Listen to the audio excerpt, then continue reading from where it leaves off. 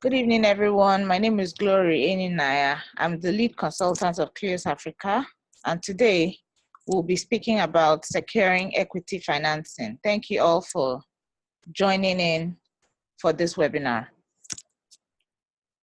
So this is today's agenda. I'll start by giving a brief introduction about myself. Then I will introduce the topic. I will talk about crafting an optimal business model. I will talk about different pathways to finance. As they say, there's more than one way to skin a cat. So there's more than one way. Also, there's more than one way to obtain equity financing. Then I will talk about how to split the pie. And the pie represents your shares and your interest in the company. I will also talk about the required documentation for securing equity capital. And then finally, I'll discuss exit strategies. And if we have any time left, I will take questions. So about me. I studied accounting at the University of Nigeria. I graduated at the top of my class with the first class degree. I was a class valedictorian. I also have an MBA from Lagos Business School, also class valedictorian. You can see me here on the right. I've taken courses from IE Business School in Spain, from EGADE Business School in Mexico, from SDA Bocconi in Italy, from Cambridge University in England, and from Wharton Business School, USA. I also have some professional certifications in change management.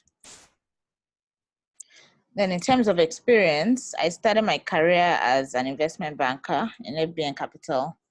I've worked in several industries. I started my consulting career in Accenture. I've worked as a consultant in oil and gas. I've worked in Nigeria LNG and Etena. I've also consulted for the public sector. So I've worked with the Federal Inland Revenue Service and Etena. I've worked in the FMCG industry. I led change as a consultant in BAT. I've worked in telecommunications, MTN.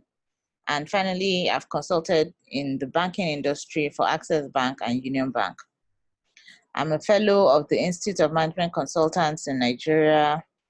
I'm on the board of Beta Gamma Sigma. Beta Gamma Sigma is a global business honor society for top performing MBA students around the world.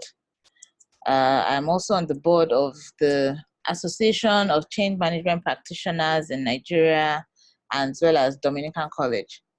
As I mentioned earlier, I'm the lead consultant of Kleos Africa. It's an online consulting platform that matches entrepreneurs with consultants. To date, we have advised about 250 entrepreneurs. I am also the regional representative of Faster Capital. Faster Capital is a venture capital fund in the United Arab Emirates, which is focused on providing technology support, particularly for tech founders, for non-technical founders of technology companies. So I'm representing them in Nigeria. I was recently a consultant for the Center for Global Enterprise program called AWEC, African Women Entrepreneurship Cooperative. You can see the picture on the right, where I was at a leadership summit in Kigali.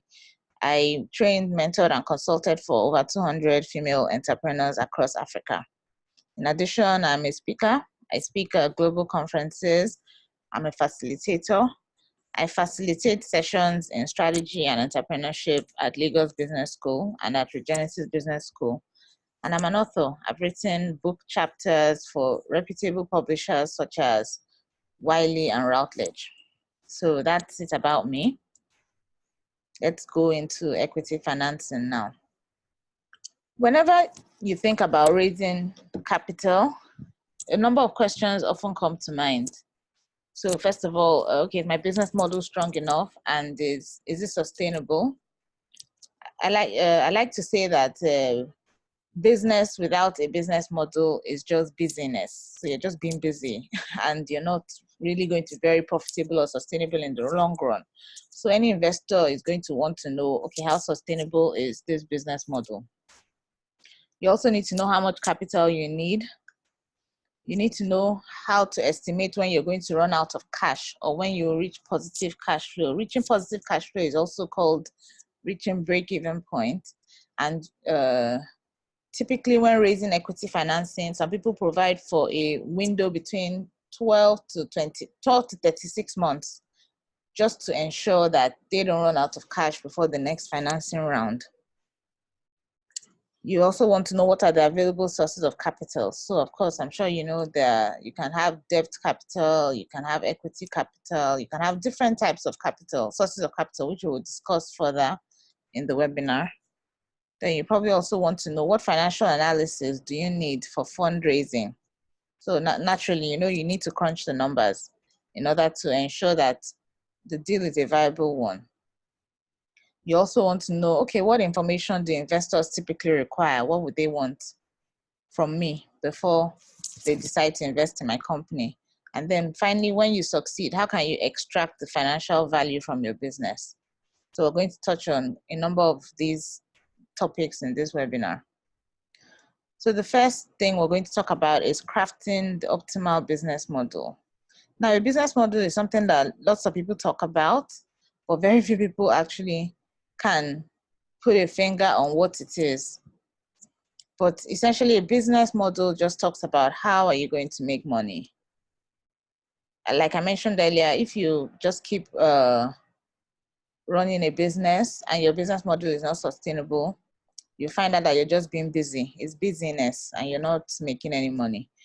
A business model is the reason why two people can be in the same industry with the same skills, selling the same service, and one person outperforms the other, simply because the person who is a higher performer has found a way to innovate his business model more successfully. So it could be the way he engages suppliers, it could be the terms of credit, it could be the way he reaches his customers, it could be the way he finances his business. So there's just one element that he has been able to innovate to give him an edge in the market. Different experts have different definitions of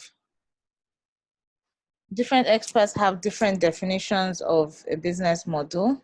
So Michael Lewis says that a business, all it really means is how you plan to make money. Peter Drucker, the famous consultant, says that business model consists of the assumptions about what a company gets paid for. Alexander Osterwalder, he's the one that actually popularized the phrase business model through his book, Business Model Canvas Generation. And he says that a business model revolves around three things: how a company creates value, how a company delivers value, and how a company captures value. A company that doesn't create value is probably not in business at all, because you need to be able to provide value to your customers in order to get paid. A company that doesn't deliver value is a fraud, because you promise and you don't deliver. That's fraud, and that's a crime. Then a company that doesn't capture value is a hobby. So you see people, they paint, they sell things, but if they're not capturing the value from all the effort and enthusiasm they put into the business will not sustain them in the long run, and it will just be a hobby. So you can see that for your activity to classify as a business, you need to satisfy these three parameters. Joan McGregor says that a business model consists of stories that explain how enterprises work. So in other words, a business model is both left brain and right brain. It's both narrative and numbers. The numbers have to work and the story also has to work. So I'm going to talk through different types of business models, and you can see if you can recognize your business model in any of the ones that I'm going to share now. So there's brokerage. Brokerage brings together buyers and sellers and charges a fee per transaction. So we have companies such as Century 21, Orbitz, or the more popular ones we may be familiar with, Freelancer, Fiverr, Uber, and thereabouts. Then we have bundling, where people package related goods and services together. In fast food value meals, I'm sure those of us that are Nigerians are well aware of how one fast food chain, Chicken Republic, was able to introduce value meals think they had the Referral Combo and the Referral Max that gave them a competitive edge. They found a way to package these meals in such a way that they were of good quality, but also very affordable to their consumers. And before you knew it, they captured a huge share of the market, and other fast foods companies started playing copycat and started copying them. We also have iPod, iTunes in the US, having a similar model. Then we have the cell phone model, where people charge different rates for discrete levels of a service. So the more data or airtime you buy, the less you pay. There's crowdsourcing, where people contribute content for free in exchange for access to other people's content. So we have Wikipedia, we have YouTube. I mean, this content I've created will be uploaded on YouTube at the end of the webinar for free. People create entries on Wikipedia all the time for free as well. And that way, those companies are able to aggregate a large audience who end up paying, who end up also contributing their content for the chance to view the content of other people. And so these become million-dollar companies. Disintermediation, where people sell directly, sidestepping traditional middlemen. We have Dell, we have WebMD, which matches people to doctors directly via an online portal. Then we have the freemium model, where companies offer basic services for free and charge for a premium service. So we have LinkedIn. Everyone can use LinkedIn for free, but if you want to place an ad or you want to access some of their premium services, you need to pay. Facebook is also free for all, but if you want to place an ad or reach a specific audience, you have to pay. There's leasing, where people rent high margin, high price products. That's quite an old and well-known model. We have low touch, where people lower prices by decreasing service. So companies such as Walmart and IKEA are very, very well known for how they've been able to leverage economies of scale to charge very low prices and outperform their competition for decades. We have the negative operating cycle. So companies like Amazon, I'm sure many of us think Amazon just makes money because they're an online retailer. But the thing is, because you pay before delivery and they receive payments before delivery, they're able to charge lower prices because they receive cash immediately. And so that reduces the risk, as opposed to a regular business that has to deliver first and probably wait for the typical 30 to 60 days before getting paid. So of course, those people will have a worse operating cycle. So that's how Amazon makes money.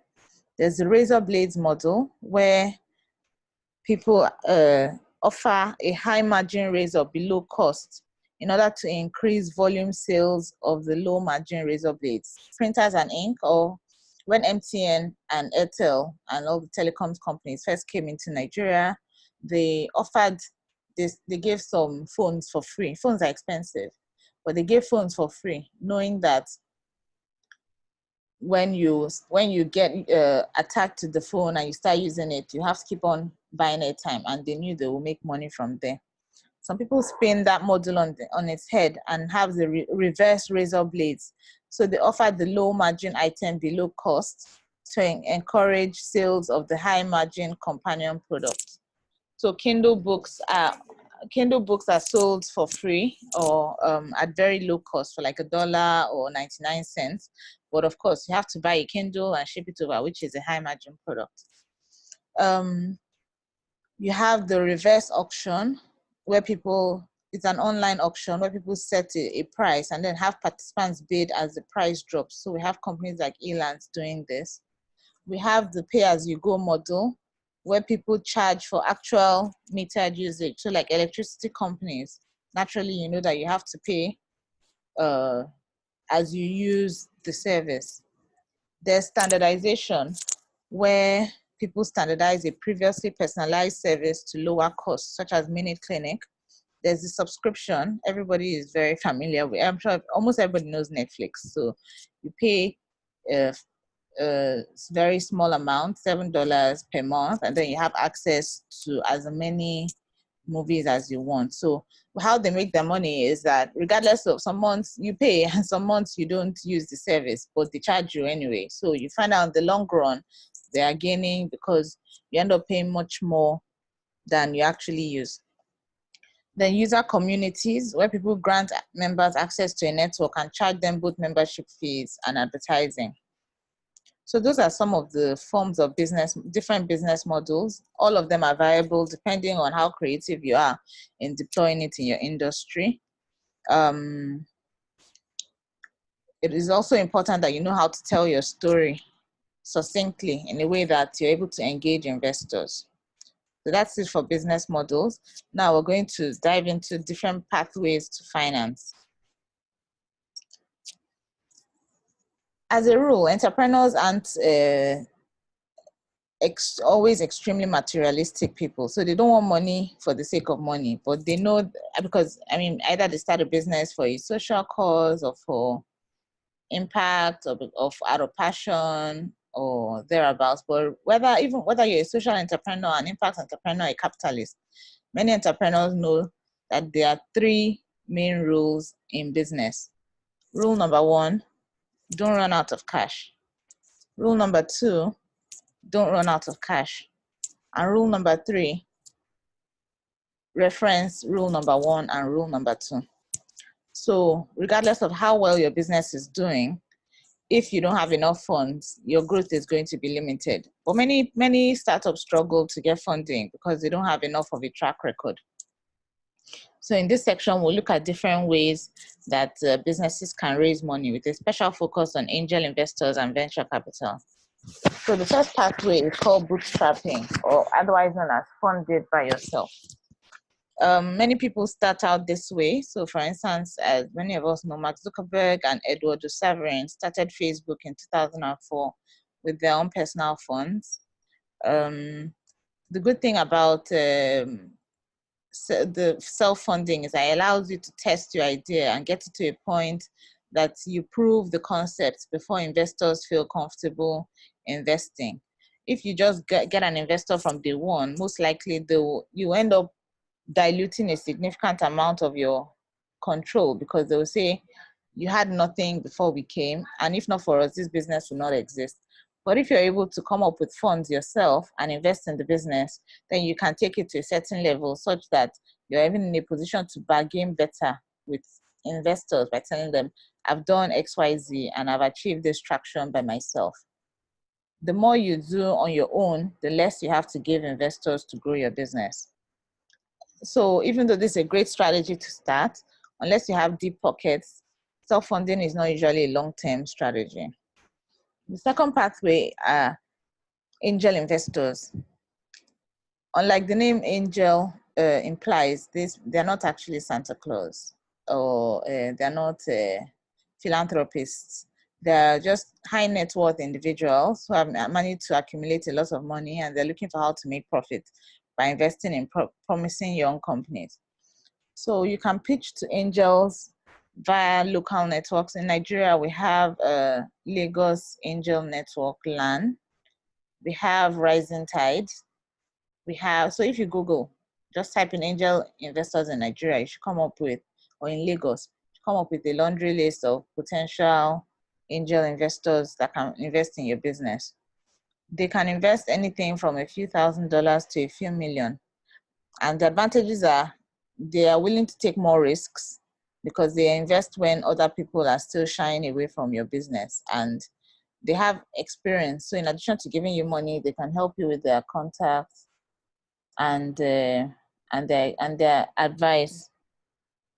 Then of course we have the famous venture capital. Venture capital funding is money given, unlike angel investment, which is given by an individual. Venture capital is given by a company, and usually at a later stage than angel investors. Venture capitalists also invest much higher amounts than angel investors. The angel investors, like angel investors, venture capitalists will want to exert a measure of control over your business in order to secure a return. So you have to be ready to give up substantial interest in your company in order to secure venture capital. Then fourth, we have private equity. Like venture capital firms, private equity companies will invest in your business in return for ownership, but they invest in a wider range of businesses. Usually, VCs invest in high growth companies like technology companies, but private equity firms invest in all sorts of companies in different industries, and most likely they also provide more money. An example of a private equity firm in Nigeria is Africa Capital Alliance, who invest in companies in oil and gas, real estate, pharmaceuticals, etc. Private equity firms like focusing on turning around failing businesses or achieving rapid growth, but they always take control of the company. Then the fifth, of course, after exhausting all these options and growing your business to substantial scale, is the IPO. IPO is otherwise called the initial public offering. This happens when your company goes public and starts selling shares to the public. Essentially, when this happens, millions of people invest in your company and you can raise quite a large amount of money, but this is not usually open to a business until it has weathered the storm for almost a decade. I think the most famous IPO in recent times was Jumia, which got listed on the New York Stock Exchange as the first African technology startup to get listed on the New York Stock Exchange. The advantages of an IPO, of course, ends up making everybody involved rich. The founder, the co-founder, venture capitalists, and the investment bankers that help take you to the market. But of course, there are disadvantages. You lose control about your business. It's usually very expensive because you have a lot of regulatory requirements, and then it's a complex process. So that speaks to different pathways of raising finance. Now, how do you share your company amongst all these people? They say a picture is worth 1,000 words. So we'll just look at this picture here that talks about how startup funding works. There's a popular saying, 17% of Facebook is bigger than 100% of a small company in maybe Yaba. So the principle behind startup funding is, as you grow larger, you end up owning less and less of the pie, but it's less and less of a much bigger pie. So you start at the idea stage. People typically start with about, please note these are international figures. You might have to adjust for the African reality. So the figures are not cast in stone. They're more optimistic, but at least they give you a reference point that you can use to judge your company. So at the idea stage, you have just your idea. You come up with a great idea, then you get a co-founder who you share the idea with and who works on the company with you, puts in some sweat equity. For that, you give the person probably 50% of your company. Further in this presentation, we'll talk through the different percentages you give to different people and why some work more than others. Then you move on to the family and friends phase. Family and friends can give you around $15,000. With this, you can build your first minimum viable product to prove your concept. When you've proved your concept and you have some traction, you can now go for your seed rounds. By then, your company will be worth about $1 million. And you can raise as much as $200,000. Again, because I said you have to adjust for the Nigerian environment, a venture capital fund called Ingressive Capital was recently looking for African startups to invest in, and they were offering between $50,000 and $100,000, not $200,000 as is stated here. So it really depends. Then when you have met the targets you set during your seed round, typically about 1 to 3 years after raising your seed round, you can now go for your first venture capital funding, which is called your Series A. By then, your company should be worth about $4 million, and you can raise as much as $2 million from venture capitalists. Then from your Series A, thank God there are 26 letters of the alphabet. So you can do series A, B, C, D, E, F, G, H, I, all the way to Z. And at each point, as long as you're able to meet your target and get more people to believe in your vision and your company, you can keep raising money and you can keep growing. At this point, I'm sure you've seen you acquire real estate, you have employees, you can have as much as 200 employees. Hopefully by this time you've broken even and you're gaining some serious traction. Hopefully you've captured market share. Hopefully you're a market leader. Finally, when you get to the peak of the mountain with the IP, initial public offer, by then, I mean, companies IPO at different stages, but there's some, when a company has a valuation of above $1 billion, it's called a unicorn, because unicorns are very rare. So also companies that have a valuation of about $1 billion are also very rare. And at this point, you should be able to raise as much as $235 million for your company.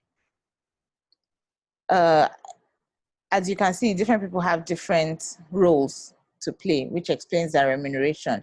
You're the brain behind the idea. Your co-founder does half of the work. Your friends and family are the first people to invest in your company at the lowest price. Your angel investors have at least $1 million, and make at least $1 million annually and invest their own money. Venture capitalists persuade other people to put money into the fund and invest. Early employees gamble on your company. I recently watched a video about Jack Ma's first receptionist who started the business with him many, many decades ago. She believed in his company and she held on to her shares, and she's now a multimillionaire and the vice president of his company. So early employees also get to gain from the risk of investing in your startup. Investment bankers help to do the IPO paperwork and sell your stock. And then after your IPO, literally anybody in the world can buy shares in your company. I won't go into too much detail on this slide, just to show that obviously you start with 100% as a founder, and then as you move forward, your percentage shrinks until probably like 17%. When Google went public, the original founders, Larry Page and Sergey Brin, probably had about 15% of Google, but you can imagine how much 15% of Google comes to. It's quite a substantial investment. So to explain the previous pictures, at the beginning, at the idea stage, you just have at first it's just you have a great idea that you decide is the one you're going to pursue. You start working on it. Then at your when it's time to get a co-founder, you pick someone that has complementary skills and someone you can work with. When some people bulk at giving co-founders up to 50% of their company because they feel this was my idea, and if not for me, this business will not exist. But the truth is that partnership is based on respect, and the person is actually taking a huge risk by working on your business. He could probably make more money, definitely make more money working in a regular company, but he's choosing to slug it out with you, take huge pay cuts, reduce the standard of living, and work on your idea. So if someone is giving his all, then the least you can do is make the partnership a fair one. And fair is usually 50-50. Then, of course, at the family and friends stage, you get your angel investors or your rich uncle to give you about 5%, about $15,000 for 5% of your company. By this time, you should have registered your company because you can't sell shares in a company that doesn't exist. So at this phase, you have to register your company. At the next stage, you do your angel round. You can get access to angels through incubators or accelerators. I'll give more detail about those later in the call. Then you have your venture capital round. And like I said, your first VC round is Series A, and then you go on to Series B, C, D, and so on until you have enough money. Rather until one of three things happens: Either you run out of funding and nobody wants to invest, or you die, or you get enough funding to build something that a bigger company wants to buy and they acquire you, or you do so well that after many rounds of financing, you decide to go public. So there are three ways this can go. Now, we've already discussed IPO at length, just to say that it's a validation of your company, and it's a way of proving that, making sure that the company even outlives you. Once the company is listed, even if you die, it continues to move on, and then you know that you've created a legacy in the world. So there are different pros and cons of the different different funding strategies. So for bootstrapping, you need a healthy savings account, obviously. There are no pros technically, unless maybe the lost interest on your savings. But the but the cons are that, you know, you end up relying on your own savings, which may not be enough. You can also rely on personal debt from credit cards, refinancing mortgage, or taking out lines of credit. The pros are that it's easy, even though you need good credit. But the cons are that you need to use it with caution, because as interest rates rise, you need to ensure you can pay back the debt. Friends and family, the pros are that you can trust people you know. But the cons are that if the business goes south, then the relationship can be lost. Then the business itself can fund itself. So the pros are that it's a low risk, low cost strategy, but it requires that the company should be profitable, and that doesn't happen very quickly. If you're going to be a bootstrapper, then you need to keep all these things in mind. You need to draw a line between your personal and business accounts. You need to pay yourself a salary. Many entrepreneurs mix their personal expenses and their business expenses, but you end up cheating yourself, because when an investor wants to come and invest in your business, you don't have the track record to be able to explain what the potential return on the investment is going to be. If you're using friends and family, then make it clear who owns what. Then you need to get a lawyer, create agreements with terms, and have everybody sign. Also, you need to plan ahead, decide how much you're going to commit to the business and stick to it. Make a plan.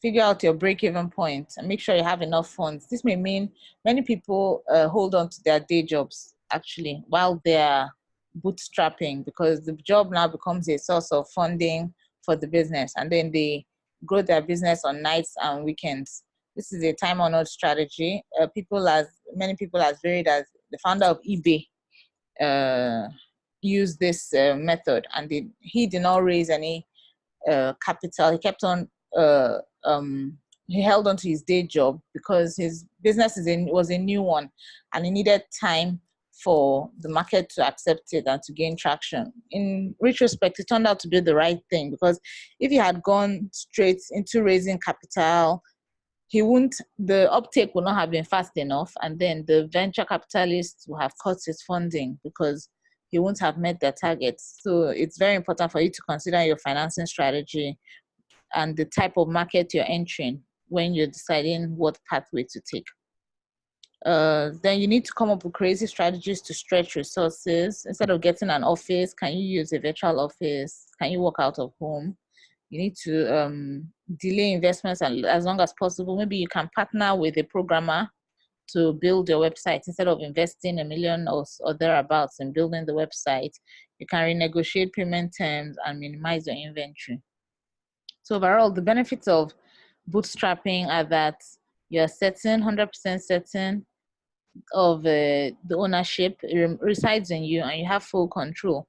The disadvantages are that typically you grow slower, you end up taking huge personal risk, and you might have a smaller network.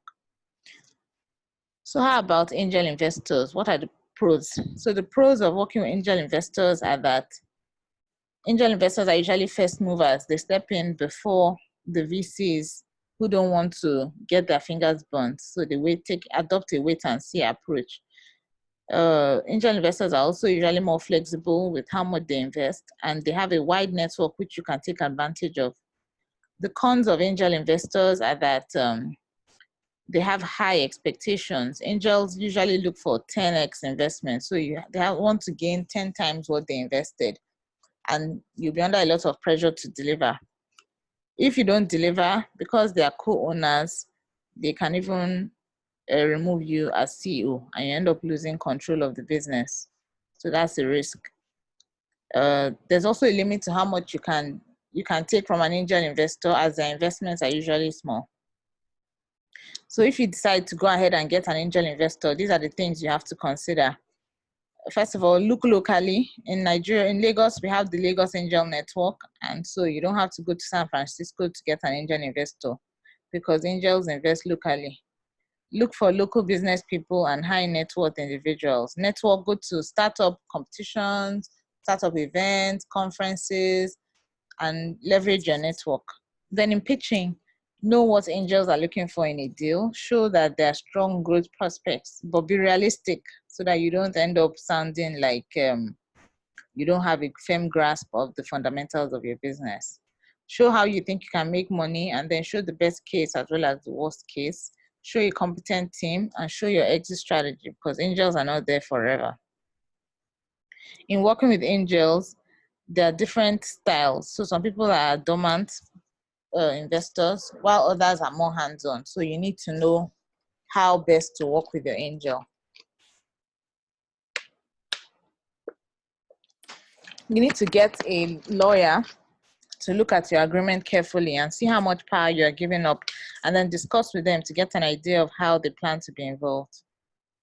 Then for venture capital, what are the pros and cons? The pros, of course, growth, high growth. The average VC deal is almost 10 times larger than angel investments. So your growth will be exponential. You can also raise a lot of money from VCs, and not just once, but you can keep on going back and keep raising again and again and again. It's not a loan, so you don't have to repay, and there's no personal guarantee. They also give you additional capabilities, their network, their strategic thinking, their tactics, and their experience. But like I mentioned in the intro to the webinar, almost less than 1 in 1,000 companies ends up raising venture capital. So it's very difficult to raise funds. You can also, when you eventually raise funds, you can also get sidetracked by the huge amount of money, and then you end up spending on things that don't add value, which can be a real challenge. Then, of course, you lose control. When a VC gives you money, they take a seat on the board of directors, and you're no longer the sole decision maker. And then there might be a conflict of interest. You might have your passion, you might have your vision, but the VCs want to exit the business as quickly as possible. And so you may have to compromise your original business or original vision for your business. If despite these disadvantages, you want to go ahead with VC funding, these are the strategies you need to pursue. You need to approach a list of several funds. Google venture capital firms in Lagos, in Nigeria, in Africa. Some of the popular venture capital firms in Nigeria are Echo VC, Investment One, and so on. You can get a lot of them by looking up on the internet. Then you need to make sure your pitch is sound. Later in the on the webinar, we'll discuss how to pitch to an equity investor. You will need to hustle to get a hearing, because many of them are busy and everybody wants a piece of them. So you should use your network to get an introduction. So the success of a pitch is not necessarily that they have to give you money on the spot, but that you get to another meeting. So the objective of each meeting is to get to another meeting and another meeting and another meeting, so that until you eventually get to the money. And then, of course, to be successful, you need to show that you have a good team. So usually sole founders don't succeed as well as group founders, because I mean, the investor will want to say, what if I give this guy $1 million and he gets hit by a bus? What will now happen to my investment? Who else is going to continue the vision? So you also need to have a clear business plan and then strong growth potential. And when you're successful and you eventually land the VC, it's important for you to set valuation. Last week, we had a webinar on valuation. Then you can visit it on our blog if you want to know more about how to value your company. Then once you make the agreement with the venture capitalist, you need to draw up a term sheet which lists the key points of your agreement. The venture capitalists will also do a due diligence. I mean, they will look at your legal statements, they look at your financials, they look at different things to make sure that what you told them is true. And then the money, you may not get the money at once. So the money will be divided into tranches. So you get different portions at different times. Once you meet this target, they give you more. Once you meet the target again, they continue to give you more. Wow. So having looked through the different financing pathways, I guess the next question on your mind is, okay, so what documentation do I need in order to engage these investors? There are three main documentation. There are five main pieces of information that are required. There's the business plan, but we discussed business plan early in December. I'd like to refer you to the business plan webinar on our blog. Then you need to have a ballpark figure for your company's valuation. If you haven't valued the company or even your opportunity, then you need to do so. We also had a webinar on valuation last week. I'd encourage you to take a look at it. The ones we're going to touch on briefly are the pro forma financial statements, your executive summary, and your pitch deck. So as you can see, they tell a similar story, but there are different levels of detail. So the most detailed is the business plan, which goes into a lot of detail about your operating plan, your marketing plan, your financing plan, your HR plan. Then the pitch deck is a succinct PowerPoint presentation of about 10 to 20 slides max.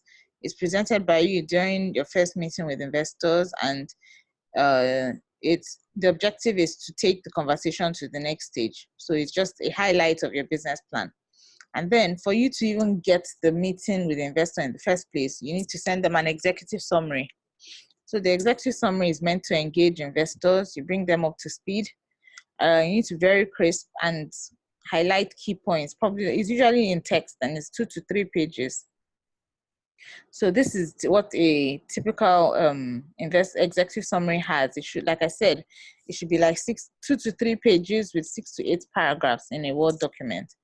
What the opening sentence? So it should be something inspirational, compelling, powerful. You need to reel them in, catch their interest at once.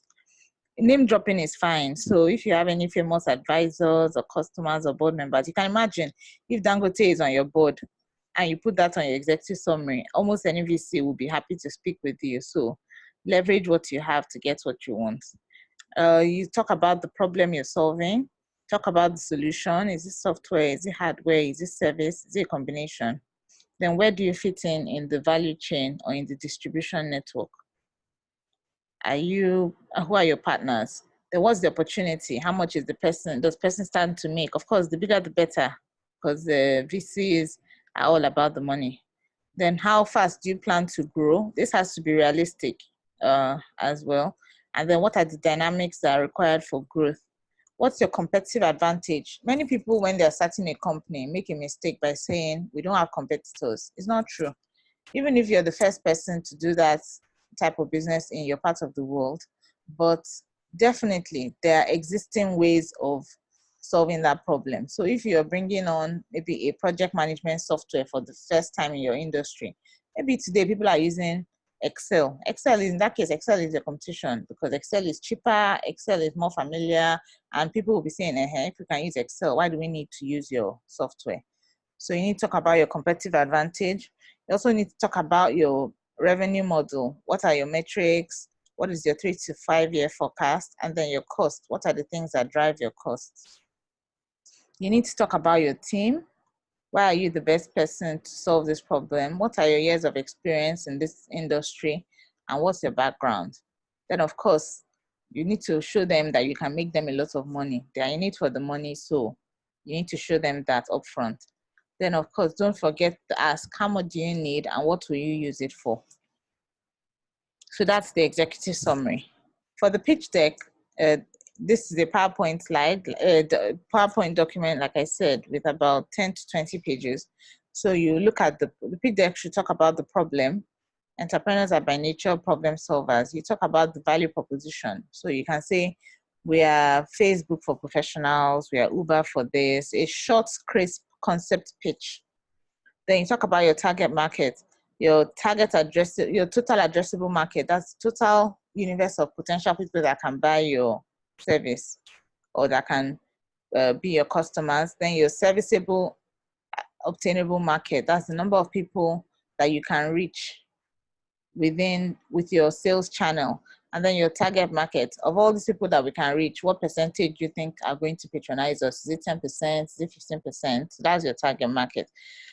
There's nothing more annoying to see in a business plan or a pitch than to see my target market is, there are 100 million Nigerians in, there are 100 million people in Nigeria, therefore my target market is, or my market is 100 million. That's wrong. Of that 100 million, do you know all of them? How can you reach them? Do they all need your service? Are they homogeneous? No. So you need to be able to define clearly who is your target, what are their demographic characteristics, what's their, who is your customer persona, who is the exact person that is going to buy your products. Then of course, talk about your solution using pictures, stories, and if possible, a demo. Your competition, explain how you're different. Your revenue model, what are you going to charge, what frequency, and who will pay. Sometimes the user and the buyer are very different. So the person that is using your product may not be the person that is paying for it. So you need to be able to stress that. Then your traction and your roadmap. Do you have early adopters? That's always great. So blow your trumpet. What rate are you growing quarter on quarter? And what are your next milestones? The marketing, sales, and retention. How are you going to capture customers? There's a book called Traction written by two entrepreneurial experts, and it talks about it identifies 19 traction channels. So I recommend that book. By the time you read through, you'll find out that there are so many ways you can gain traction for your business and capture customers, but you need to test them and hit the bullseye by picking one or two that work better than others. Then the team, I've mentioned that before. Why are you the right people to solve this problem? Do you have experience? There are usually three types of people in a startup. There are usually three types of people in a startup. You have the technical person who builds the products, you have the marketing person who sells the products, and then you have the finance person who captures the value. So your team should have at least all these people involved. Then your financials, you should have your sales forecast, your P&L statement, and your cash flow for the next 3 years. You should also be able to talk about how much you need and how you're going to use it. Finally, talk about your exit strategy. We're going to discuss that in a moment, as well as any potential partnerships that you have that can help you scale. Then your financial statements. You should do your analysis on a month-by-month basis for the next 36 months. The three standard statements are the income statement, the cash flow statement, and the balance sheet. And you should have a more detailed budget for the next 12 months. So different scenarios. So you should have 3 different scenarios. I mean, man proposes, God disposes. For all you know, interest rates may go up, there might be inflation, there might be a terrorist attack, government might come up with a policy. So those are the negative things that can happen. On the other hand, positive things can happen. Your main competitor may go out of business, there may be a favorable government policy, you may get an, so you should have 3 different scenarios. Realistic, this is what you expect. Conservative, worst case scenario, and then optimistic, assuming your wildest dreams come true. What would that mean for the business? So when you complete the financial statements, you should be able to answer these questions. How would the business look financially in the future? What will it be worth? What's the relationship between your key performance indicators and the financial performance? How much cash do you need for working capital and for losses prior to breaking even? And is your plan consistent and feasible? Finally, we're going to talk about exit strategies. There are 2 main exit strategies. So you can either be acquired. The advantage of that is you get your money, faster, and you're able to synergize with a larger organization. I have a friend who was nominated for the Amber Entrepreneur of the Year Award in 2017. His name is Manuel. Google bought his company for $1 million. So that's an example of an acquisition that was successful. He has cashed out and he has gone on to the next big thing. Of course, the cons are loss of control. You don't get to be CEO any longer. public, then of course there's the IPO. This is the visible one. This one, you have your names in the papers, you have your pictures on TV, you'll be ringing the bell at the stock exchange, and it's very exciting. It's a huge credential and it's huge for credibility, and you get a lot of money. But the disadvantage is very expensive usually, and it's hard to decide what the best time to go to IPO is. In conclusion, you really need to decide what you want for your business. For many people, the loss of control that is required in order to raise equity financing is a significant problem. So you need to decide, do you want to be rich or do you want to be the king? If you're going to be the king, so maybe you're the MD, CEO, man at the top, the chairman of the board, then take less investments, don't delegate, hire less experienced talent, and you maximize your control. Some people are happy with that. That's what they want. But if you want to be rich, then you have to focus on maximizing your return, hire more senior people, and be ready to give up equity. So I would like to mention some of the references that we leverage for this presentation. So there's a specialization from Wharton Business School we leveraged, and some of the pictures were created by Anna Vital in 2013. So we've come to the end of the presentation. Before I open up the floor for any questions, I'd like to share a bit about how Kleos Africa can help you. So assuming you are interested in raising equity financing, we have links with international investors that are looking to invest in, especially in the tech sector, the technology sector, but we also have links to a few local investors that are willing to invest in non-technical sectors. So do reach out, send me an email, and then we can chat and take this forward. So I hope you all gained one or two things from this webinar. I'll check the chat room now. I'll open the floor now if anybody has one or two questions. Does anyone have any questions on this topic?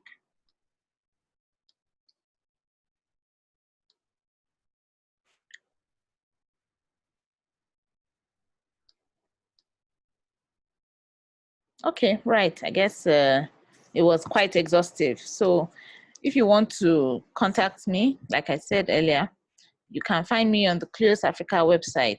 So we can discuss capital raising.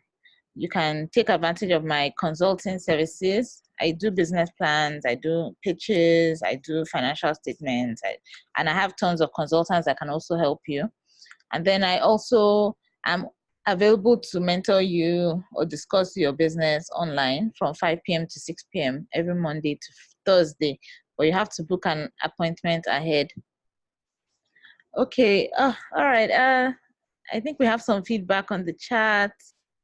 Thank you, Nietzsche, for the compliment. I'm glad you enjoyed the session. Thank you, Martin, for signing on. I'm glad you made the webinar. Thank you very much, everyone. Okay, thank you, Paul. I'm glad you had a good time. So we will share. Okay, Belema, thank you. Yes, I look forward to chatting with you as well, as always. So we will share this link on our blog, and we'll email the recording to everyone once it's edited and cleaned up.